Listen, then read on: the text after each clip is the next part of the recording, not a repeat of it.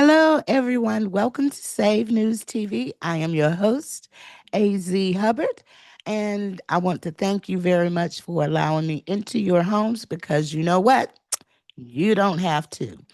Well, today we are talking about the 30 new indictments that came down from the St. Paul, Minneapolis church where protesters stormed the church. And let's get into it. It is coming from the Associated Press, where the Attorney General announces indictments against 30 more people who protested against the Minnesota church. Okay. So, as you know, that Don Lemon was a part of this. But today there's more charges, more indictments. Attorney General Pam Bondi announced charges today against 30 more people who were accused of civil rights violations in January protests inside the Minnesota church, where pastor works for immigration and customs enforcement. Bondi said on a social media post that 25 people were in custody and more arrests would follow. The new indictments comes a month after independent journalists Don Lemon and Georgia Ford and a prominent local activist, Nakima Levy Armstrong, were charged for their alleged roles in the protests in the city's church in St. Paul, Minnesota. You cannot attack a house of worship. If you do, you cannot hide from us. We will find you, arrest you, and prosecute you, Bondi wrote in a post. This Department of Justice stands for Christians and all Americans of faith. In total, 39 people now face charges of conspiracy against religious freedoms and interfering with the right of religious freedom. The new defendants will have an initial court appearance, and a magistrate judge will set conditions for their likely release. Lemon and Fort said they were at the church as journalists covering news. Levy Armstrong was the subject of the doctored photo posted by the White House showing she was crying during her arrest. The three have pled not guilty. I want to say that that photo was circulating on social media. It wasn't doctored by the White House. Let's get the news straight. Associated Press. Let's report truth here. Protesters descended on City Church on January 18th after learning that one of the church's pastors also served as an ICE official. The protests drew swift condemnation from the Trump administration officials and conservative leaders for disrupting a church service, as well they should. You want to protest? Go somewhere else, but stay out of the house of God. As I said in my initial video when I covered this, keep this out of the house of God. Keep your foolishness outside the house of God. Like I said, everybody should be able to worship their God, whether they're Christian, Muslim, Jewish, or whatever. Do not be coming into places of worship disturbing people from worshiping, okay? Because you have a political agenda. Keep that in the streets and not in the house of God, okay? Now, that's my personal opinion. The indictment says the agitators entered the church in a coordinated takeover style attack and engaged in acts of intimidation and obstruction. Young children were left to wonder, as one child put it, if their parents were going to die, the indictment says. A lawyer for the church praised the Justice Department for charging more people. The First Amendment does not give anyone, regardless of profession, prominence, or politics, license to storm a church and I lost my politics. To storm a church, intimidate, threaten, or terrorize families and children worshiping inside, Doug Wardlaw said in a statement. The revised indictment adds new allegations when compared to the original ones filed in January. And we're going to read the new indictments in a few minutes. It says two people conducted reconnaissance outside of the church a day before the protest and recorded their visit on video, with one saying, "My thoughts are to be able to close up this whole alleyway right here." The court filings quotes the protester as the church as chanting in the church, "This ain't God's house. This is the house of the devil." Okay, so let's move past this article here of the Associated Press. And what I'm going to do is I'm going to bring up the indictment itself and we will read it together. So, a lot of times when you read articles regarding court cases, it picks and chooses what to pull out based on the lean of the um, news organization. So if we pull up the exact indictment, then we'll know exactly what it says. Okay. So hold tight. Let me share my screen.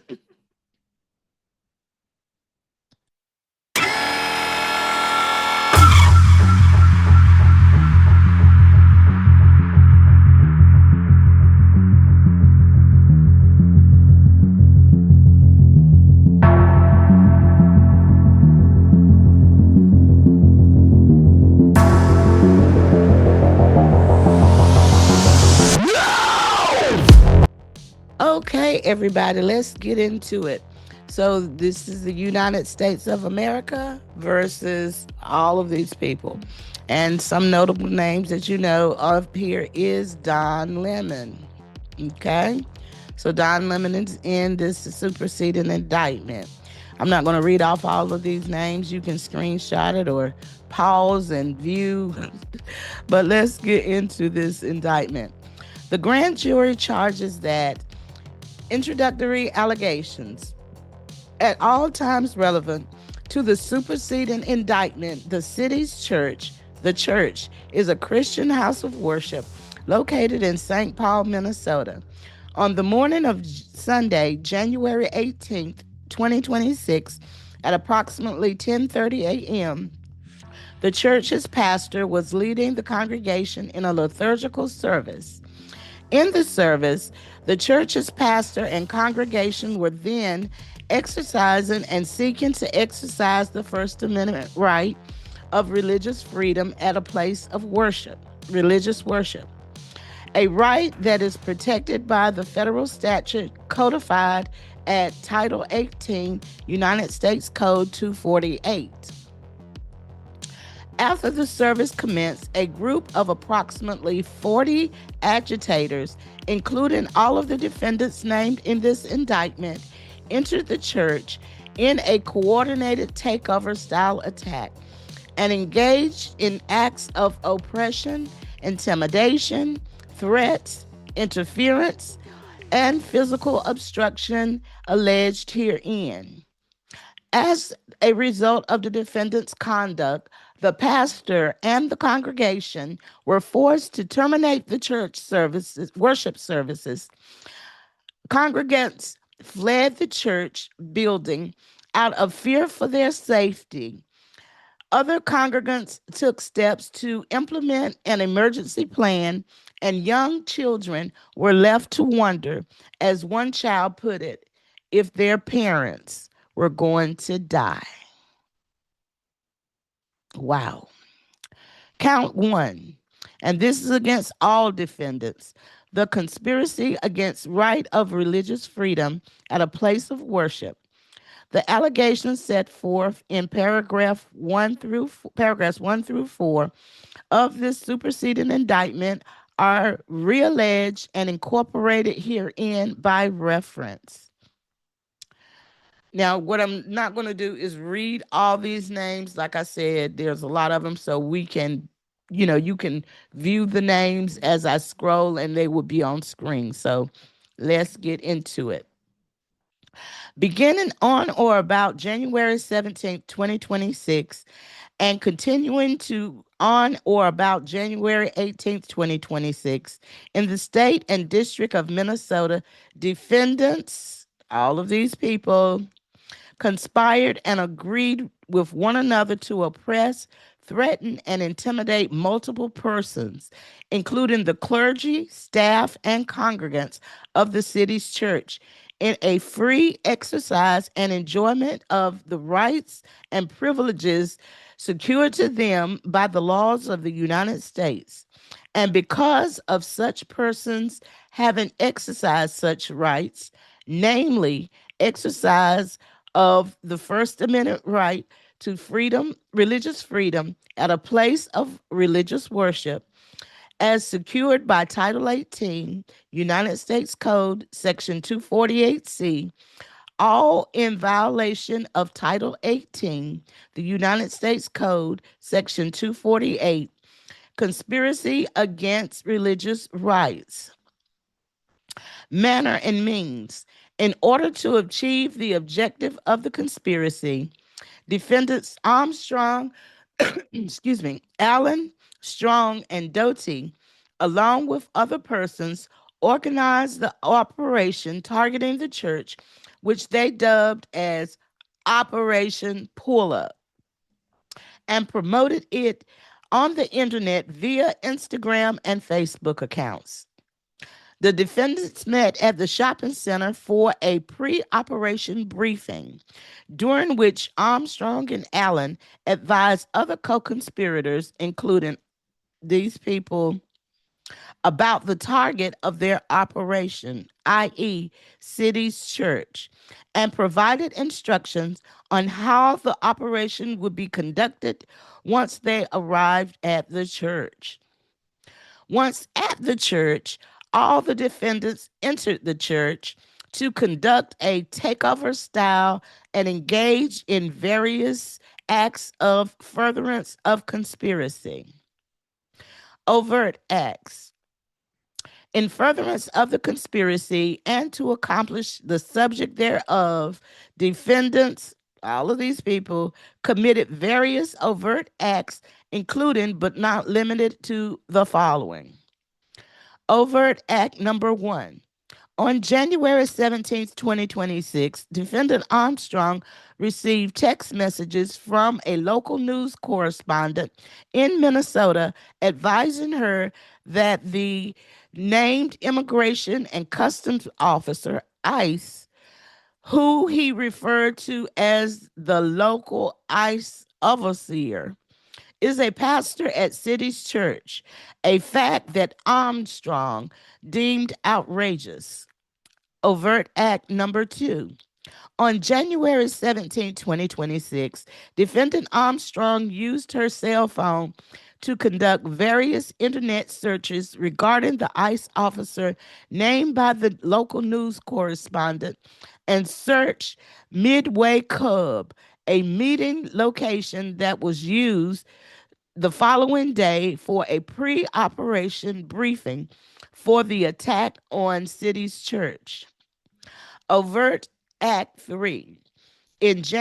On January 17, 2026, defendants Allen and Strong conducted reconnaissance around the city's church in preparation for the next day takeover operation at the church, and made a video documenting their observations, including the location of parking areas where they could pull up, quote unquote, pull up.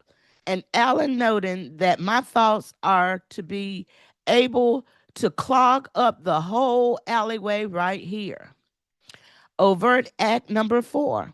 On January 17, 2026, defendant Allen sent her reconnaissance video via text messages to defendant Armstrong for her use in preparing for the takeover operation against the church. Overt act number 5. On January 17, 2026, defendants Armstrong, Allen, and Doughty exchanged text messages regarding the contemplated operations against the church and whether members of the church would be able to see their approach from the building. Overt Act number 6. On January 17, 2026, defendant Armstrong prepared a flyer advertising an anti-ICE action dubbed Operation Pull Up and telling fellow agitators where to meet to prepare for the operation and exhorting them to be ready to mobilize. And she posted the flyer on two Instagram accounts controlled by her at Nakima L and Racial Justman. Overt Act number 7. On January 17th, defendant Allen posted a similar flyer on her personal Instagram. Overt Act number 8. On January 17, 2026, defendant Doughty posted a flyer on her personal Facebook page account.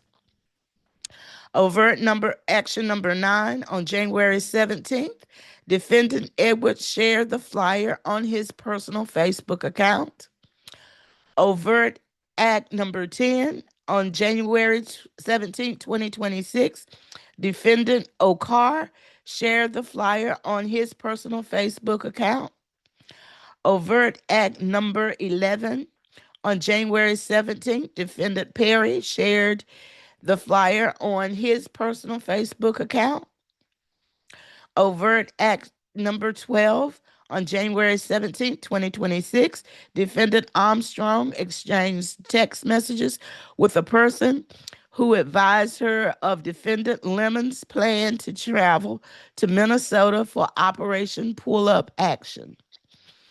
Overt Act number 13. On the morning of January 18th, 2026, defendants, all of these defendants, together with others, gathered for a pre-operation briefing led by defendants Armstrong and Allen at the parking lot of Cub Foods. Overt Act number 14. At the pre-operation briefing, defendants Armstrong and Allen advised other co-conspirators about the target of their operation, i.e. City's Church, and provided instructions on how operation would be conducted once they arrived at the church. Overt Act number 15. On the morning of January 18th, 2026, defendant Lemon began live streaming on the internet based show, The Don Lemon Show, where he explained to his audience that he was in Minnesota with an organization that was gearing up for resistance operation, in quotes, against the federal government's immigration policy.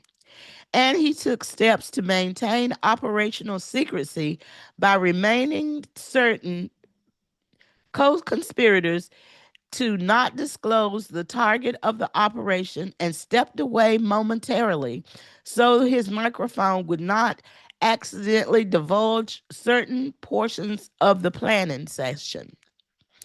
Overt action number 16. During the discussion, the defendant Armstrong at the pre-op briefing, defendant Lemon thanked defendant Armstrong for what she was doing and assured her he was not saying what's going on, i.e., was not disclosing the target of the operation. B. Defendant Armstrong explained that Operation Pull Up was a clandestine operation in which she and other agitators would show up somewhere that is a key location where the targets don't expect us and we disrupt business as usual. That's what we're about to do, to go do right now. And C, defendant Lemon said he would see her there. Overt Action 17.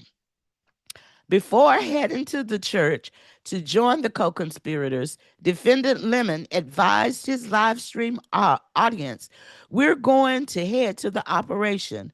Again, we're not going to give any of the information away, i.e., operational details that would disclose where he and his co-conspirators were heading."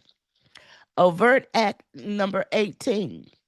At the pre-op briefing, Defendant Allen A. led other co-conspirators in chants that they would use at the church, including "This is what community looks like" and "Ice out of Minnesota." B. urged the co-conspirators they have a duty to fight for our freedom and a duty to win. C. directed her co-conspirators as the group prepared to head towards the church to stay bumper to bumper, make sure everybody gets through the light, and D, confirm that everyone had the address. Overt Act 19.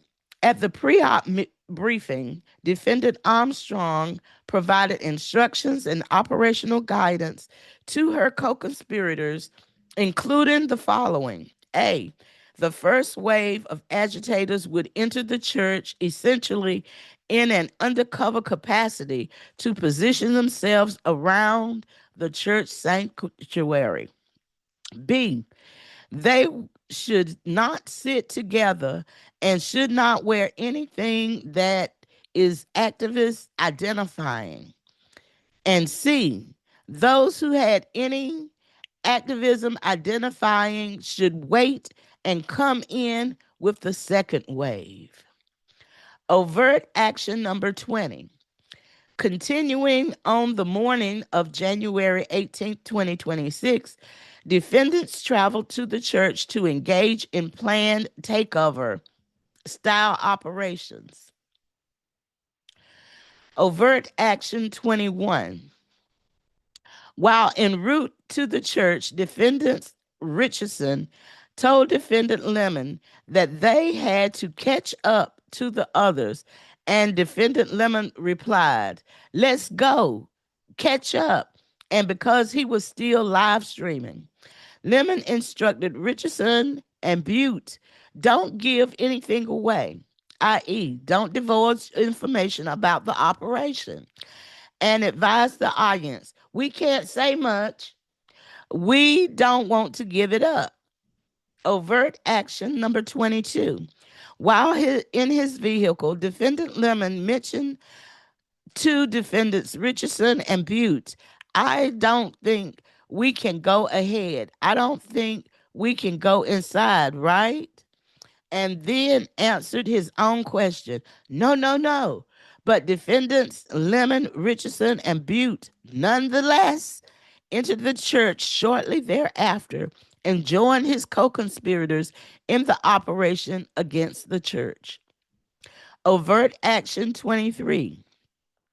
Continuing the morning of January 18th, 2026, all of the defendants entered into the church sanctuary, with the first wave positioning themselves among the congregants, and the second wave led by the defendants Armstrong and Allen, commencing the disruptive takeover operation in which the first wave of agitators then actively joined. Overt Act number 24. As the pastor was beginning his sermon, defendant Armstrong interrupted the service with loud declarations about the church harboring the director of ICE and indicating that the time for judgment has come. And the defendants immediately joined in by yelling and blowing whistles in the takeover attack of the church, all of which quickly caused the situation in the church to become chaotic, menacing, and traumatizing to church members. Overt Act 25. While inside the church, defendants all of these people led and or joined together in various chants, some of which included ice outs, hands up, don't shoot, and stand up, fight back, in which were accompanied by hostile and aggressive gestures, which church congregants and staff perceived as threats of violence and potential prelude to a mass shooting. Overt Act number 26. While inside the church, defendants collectively oppressed, threatened, and intimidated the church's congregants and pastors by physically occupying most of the main aisle and rows of chairs near the front of the church, engaging in menacing and threatening behavior. For some, chanting and yelling loudly at the pastor and congregants, and or physically obstructing them as they attempted to exit and or move within the church. Overt Act number 27. While the church defendant Austin stood with other defendants in and around the main aisles in the church to intimidate the church members and obstruct and interfere with their freedom of religious movement, approached the pastor and congregant in a menacing manner, and near the end of the operation, loudly berated the pastor with questions about Christian nationalism and Christians wanting to have their faith to be the law of the land. Overt Action 28. While inside the church, defendants Lundy personally participated in the disruptive takeover operation with other defendants by standing in the main aisle with others and contributing to the physical obstruction and intimidation of congregants participating loudly in some of the chants, e.g., one saying that the target ICE agent must be out, and punching his fist in the air. Overt Action 29. While inside the church, defendants' crews personally participated in the disruptive takeover operation with other defendants while standing in and around the main aisle with others contributing to, excuse me, the physical obstruction and intimidation of congregants and participating in some of the chats. Overt Action 30. While inside the church, defendant Kelly A disrupted the service by chanting, "This ain't God's house. This is the house of the devil." B approached one female congregant who was with her two young children and demanded to know in a hostile manner why she was not involved in and supportive of the takeover operation, and screamed Nazi in the congregants' faces and asked child congregants, "Do you know your parents are Nazis? They're going to burn in hell." Mm. I'm doing my commentary after I read this, okay? Overt Action Act 31. While inside the church, defendant Dunlap personally participated in the disruptive takeover operation with other defendants while holding up an anti-ICE sign chanting "ICE out," and we will have nothing to loose but our chains. Overt Act 32. Defendant Lemon told his live stream audience about the congregants leaving the church and about the young man whom Lemon could see was frightened, scared, and crying. And Lemon observed that the congregants' reaction were understandable because the experience was traumatic and uncomfortable, which he said was on purpose. Overt Act 33. As the operation continued, Defendant Lemon tactically acknowledged the illegal nature of it by expressing surprise that the police had not yet arrived at the church and admitting his knowledge that the whole point of the operation is to disrupt.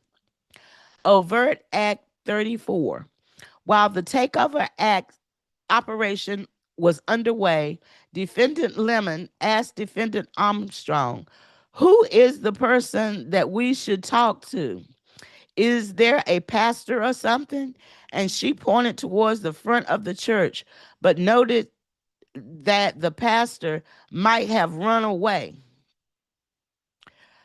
Overt Act 35. With other co conspirators standing by, defendants Lemon, Richardson, Ford, and Butte approached the pastor and largely surrounded him to the front, and both sides stood in close proximity to the pastor in an attempt to oppress and intimidate him and physically obstruct his freedom of movement while Lemon peppered him with questions to promote the operation's message. Overt Act number 36. While talking to the pastor, defendant Lemon stood so close to the pastor that Lemon caused the pastor's right hand to graze Lemon and then admonished the pastor, "Please don't touch me." Overt Act number 37. Although the pastor told defendant Lemon and other defendants to leave the church, the defendants ignored the pastor's request and did not immediately leave the church. Overt Act number 38.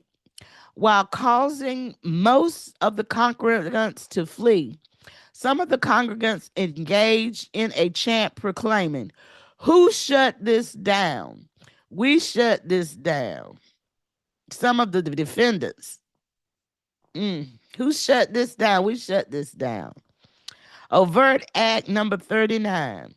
As one congregant reported to responding police officers, some of the agitators blocked the stairs leading to the church's childcare area and made it difficult and hazardous for parents to retrieve their children, causing some to take alternatives route in and around the church. Overt Act number 40.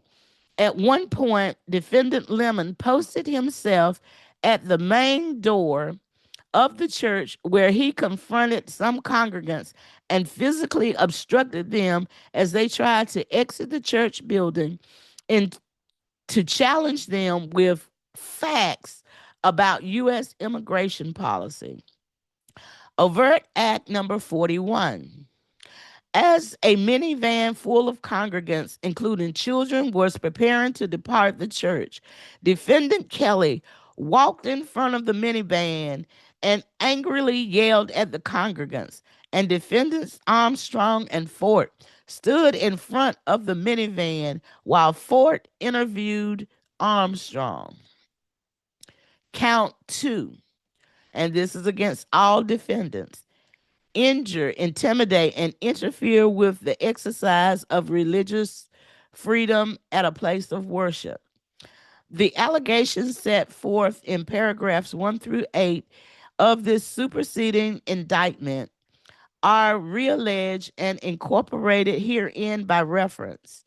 On or about January 18, 2026, the state of and District of Minnesota defendants, and here are all these defendants, each aiding and abetting one another by use of force, threat of force, and physical obstruction, intentionally injured, intimidated, and interfered with an attempt to injure, intimidate, and interfere with multiple persons, including the church congregants, clergy, and staff, who were lawfully exercising,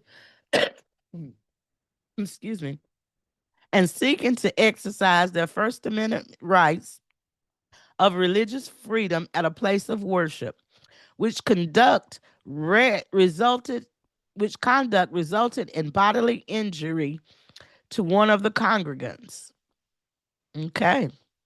So that is the indictment, the superseding indictment. And I'm here to say, let me get into my commentary.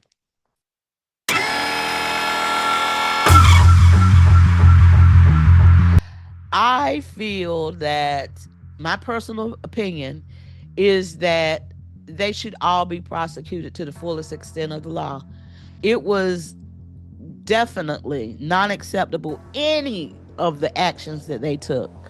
And as far as Don Lemon is concerned, I know that people are saying, some people say, well, he's a journalist. No, that is not the action of a journalist. And I'm going to bring this up again.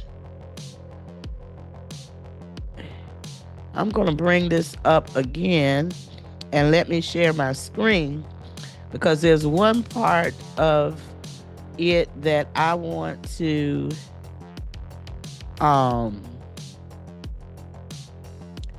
bring up so you can see. Let's see. I think it was number 22. There's a lot of it. This is just too much. I would have been terrified. And I just want I think it's 22. It says, while in the vehicle, defendant Lemon mentioned that Richardson and Butte, excuse me, I don't think we can go ahead. Right there at that point, Don Lemon ceased being a journalist because he knew that he should not go in. Well, not even at that point before. I mean, he knew what was going to go down, and he should have contacted the authorities. He says, I don't think we can go inside, right? Okay, excuse me. He knew that it's wrong, and he knew it was illegal. But, I guess he caught up in the wind of excitement of what was going on. He decided to push forward. And then he answered his own question. No, no, no. But defendants Lemon, Richardson, and Butte nonetheless entered the church shortly thereafter and joined his co-conspirators in the operation against the church. So, like I said, Don Lemon, I use the term loosely, was a prior journalist, but now, just reading this indictment, if proven to be, because, any case, like I said, everybody's innocent until proven guilty. But we saw the video, and, it was rough. The videos were rough that of this encounter during this time. But anyway, I need you all to get in the comments and tell me what you think of this case. Now, a lot of times I ask you all, well, do you want me to follow this case? Do you want me to follow this case? Well, I'm following this case because I feel that if something is not done and these people are not made an example of for encroaching and terrorizing the house of God while people worship, they will make this a regular thing. So it need to be stopped, nipped in the bud immediately at the front, and no extensions of mercy on this. We can have mercy, but you have to be held accountable for your actions. Okay? So I'm going to link, have the previous video, of course, that I did when this first broke. But we're going to definitely follow this case, and we're going to bring all of the further indictments. But yes, they must answer to this. Like I said, as a child and a believer in Jesus Christ, I go to church Christian, but I don't feel that this should have happened either. Not just in Christendom, it should not happen to any religious organization, anybody that's trying to worship their God. They would have infringed on their rights. And if somebody want to protest, they need to do it somewhere else, but not in the house of worship. So anyway, everybody, I'm going to put that in there. I hope you look at some of the clips and tell me what you think. But yeah, we're following this. But anyway, everybody, thank you so much for allowing me into your homes. And you have a very blessed and prosperous day. Bye.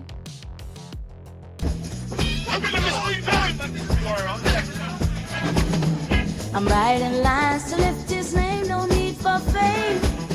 My spirit fed, his word is spread, saves the aim. Pen to paper, truths I scribe, a soulful vibe. To glorify the Most High, let's amplify. I am spreading the faith I hold so dear. For every tear he's ever near.